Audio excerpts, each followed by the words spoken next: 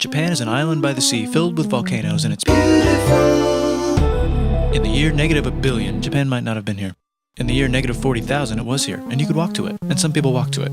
Then it got warmer, some icebergs melted, it became an island, and now there's lots of trees, because it's warmer. So now there's people on the island, they're basically sort of hanging out in between the mountains, eating nuts off trees, and using the latest technology, like stones and bowls. Ding dong, it's the outside world, and they have technology from the future, like really good metal and crazy rice farms. Now you can make a lot of rice really, really quickly. That means if you own the farm, you own a lot of food, which is something everybody needs to survive. So that makes you king. Rice farming and rice kingdoms spread across the land, all the way to here. The most important kingdoms were here, here, here, here, here, here, and here. But this one was the most important, ruled by a heavenly superperson, or emperor for short. Knock knock, get the door, it's religion. The new prince wants everyone to try this hot new religion from Biekt. Please try this religion, he said. No, said everybody. Try it, he said. No, said everybody again, quieter this time. And so the religion was put into place, and all the rules that came with it. Then the government was taken over by another clique, and they made some reforms, like making the government govern more, and making the government more like China's government, which is a government that governs more. Hi, China, they said. Hi, dipshit, said China. Can you call us something else other than dipshit, said Japan. Like what, said China. How about Sunrise Land, said Japan. And they stole China's alphabet and wrote a book about themselves. And then they made lots of poetry and art and another book about themselves. Then they stopped moving the capital every time the emperor died and kept it in one place for a while, right here. And they conquered the north finally. Get that squared away.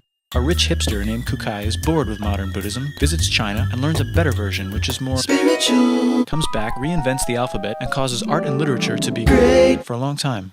And the royal palace turned into such a dream world of art that they really didn't give a shit about running the country. So if you live outside the palace, how are you supposed to protect your shit from criminals? Hire a samurai. Everyone started hiring samurai. Rich, important people hired samurai. Poor people who could not afford to hire samurai did not hire samurai. The samurai became organized and powerful, more powerful than the government. So they made their own military government, here.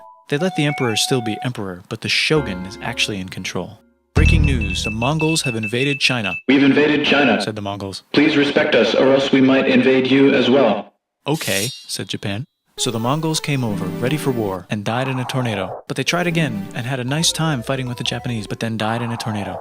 Then the emperor overthrows the shogunate. Then the shogunate overthrows him back and moves to Kyoto and makes a new shogunate. And the emperor can still dress like an emperor if he wants, that's fine. Now there's more art. Like painting with less colors, collaborative poetry, plays, monkey fun, tea parties, gardening, architecture, flowers. It's time for who's going to be the next shogun. Usually it's the shogun's kid, but the shogun doesn't have a kid. So he tries to get his brother to quit being a monk and be the next shogun. He says okay, but then the shogun has a kid.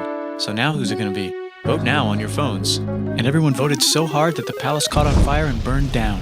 The shogun actually didn't care. He was off somewhere doing poetry. And the whole country broke into pieces. Everyone is fighting with each other for local power, and it's anybody's game.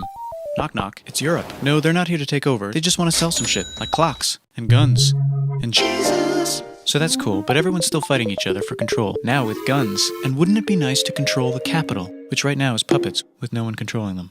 This clan is ready to make a run for it, but first they have to trample this smaller clan, which is in the way. Surprise, the smaller clan wins, and the leader of that clan steals the idea of invading the capital and invades the capital, and it goes very well. He's about halfway through conquering Japan when someone who works for him kills him, and then someone else who works for him kills them, and that guy finishes conquering Japan. And then he confiscated everybody's swords, and made some rules. And now I'm going to invade Korea, and then hopefully China, he said, and failed, and also died. But before he died, he told these 5 guys to take care of his 5-year-old son until he's old enough to be the next ruler of Japan. And the 5 guys said, yeah, right, it's not going to be this kid, it's going to be one of us, because we're grown-ups. And it's probably going to be this guy, who happens to be way more rich and powerful than the others. A lot of people support him, but a lot of people support not supporting him. They have a fight, and he wins, and starts a new government, right here. And he still lets the emperor dress like an emperor, and have very nice things. But don't get confused, this is the new government, and they are very strict. So strict they closed the country. No one can leave, and no one can come in. Except for the Dutch, if they want to buy and sell shit, but they have to do it right here. Now that the entire country was not at war with itself, the population increased a lot. Business increased, schools were built, roads were built, everyone learned to read, books were published, there was poetry, plays, sexy times, puppet shows, and Dutch studies. People started to study European science from books they bought from the Dutch. We're talking geography, skeletons, physics, chemistry, astronomy, and maybe even electricity. Over time, the economic and cultural prosperity began to gradually slow down. Knock knock. It's the United States, with huge boats, with guns. Gunboats. Open the country. Stop having it be closed, said the United States. There's really nothing they could do, so they signed a contract that lets the United States, Britain, and Russia visit Japan anytime they want. Choshu and Satsuma hated this. That sucks, they said. This sucks. And with almost very little outside help, they overthrew the shogunate and somehow made the emperor again and moved him to Edo, which they renamed Eastern Capital. They made a new government, which was a lot more Western. They made a new constitution that was pretty Western, and a military that was pretty Western. And do you know what else is Western? That's right, it's conquering stuff. So what can we conquer? Korea. They conquer Korea, taking it from its previous owner, China, and then go a little bit further. And Russia rushes in out of nowhere and says, "Stop, no, you can't take that. We were going to build a railroad through here to try to get some warm water." And Russia builds their railroad, supervised by a shit ton of soldiers. And then when the railroad was done, they downgraded to a fuck ton. Did I say downgrade? I meant upgrade. And Japan says, "Can you maybe chill?" And Russia says, "How about maybe you chill?" Japan is kind of scared of Russia. You'll never guess who's also kind of scared of Russia.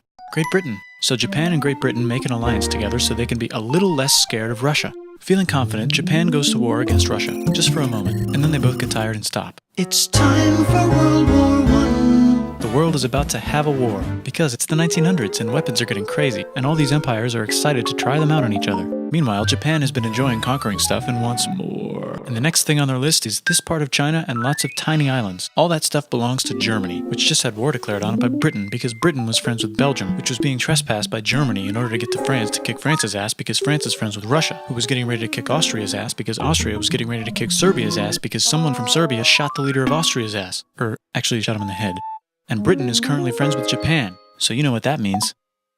Duh, Japan should take the islands. Which they wanted to do anyway, so they called Britain on the telly to sort of let them know. And then they did it.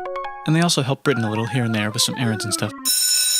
Now the war is over, and congratulations, Japan, you technically fought in the war, which means you get to sit at the negotiating table with the big dudes, where they decided who owns what. And yes, Japan gets to keep all that shit they stole from Germany. You also get to join the post-war mega alliance, the League of Nations, whose mission statement is to try not to take over the world.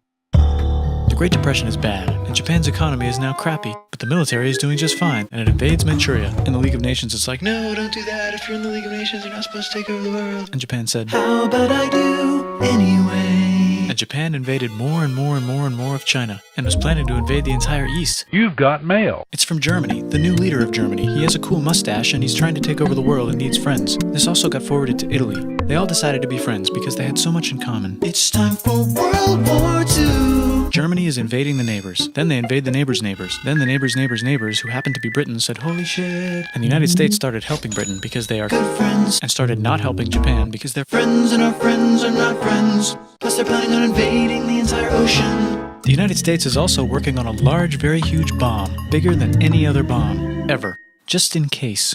But they still haven't joined the war. War looks bad on TV, and the United States is really starting to care about their image. But then Japan spits on them in Hawaii and challenges them to war. And they say yes. And then Germany, as a symbol of friendship, declares war on the United States also.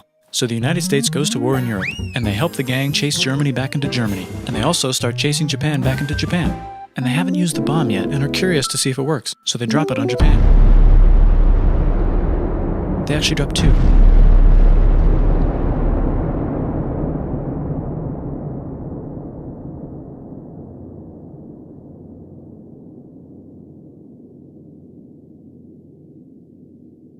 The United States installed a new government, inspired by the United States government, with just the right ingredients for a post-war economic miracle. And Japan starts making TVs, VCRs, automobiles, and camcorders as fast as they can, and also better than everybody else. They get rich, and the economy goes wild, and then the miracle wears off. But everything's still pretty cool, I guess. By